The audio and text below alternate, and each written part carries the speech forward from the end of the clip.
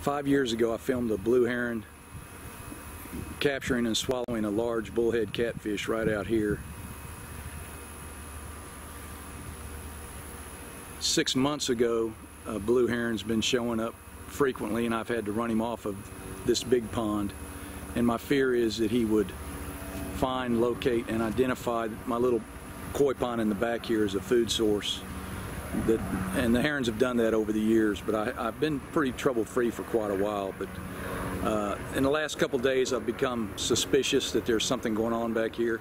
So what I'm going to do is I'm going to show you 3 segments. I'm going to show you the heron from 5 years ago capturing and swallowing the catfish.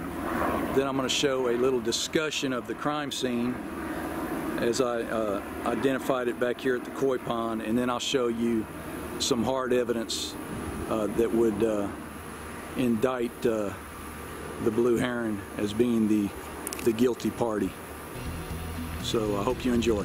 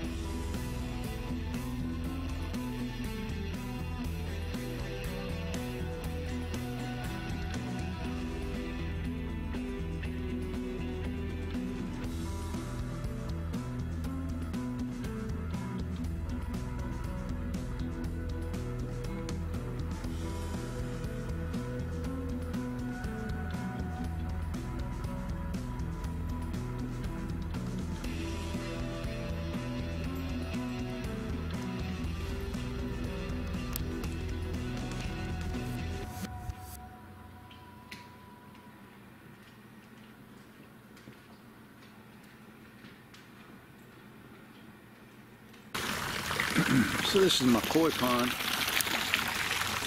and right now I've got about 10 or so koi in here, and it's a constant battle to protect the koi from all the predators,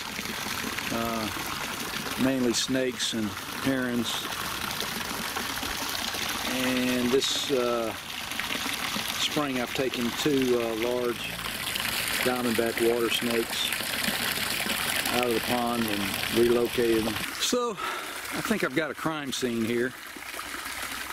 I come out every evening and feed my koi off the deck, and usually they're very aggressive and compete with each other for the koi food. Last night they were very shy and bashful, reclusive. I could not account for 2 of them, my big gold one and my big gold one with a black back.